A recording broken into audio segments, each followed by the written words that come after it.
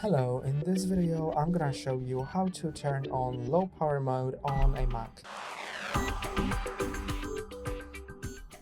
To do it, just go to System Settings. You can if you can't find them here, you can click on the Apple logo in top left corner and click on the System Settings.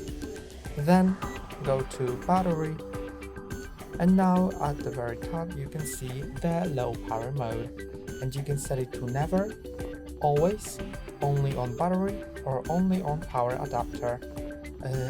So I can, for example, set it on always, and then you can see that when the low power mode is on, then the battery on the status bar becomes orange, and your Mac will reduce energy usage to save the battery. And that's all for today. Don't forget to like and subscribe.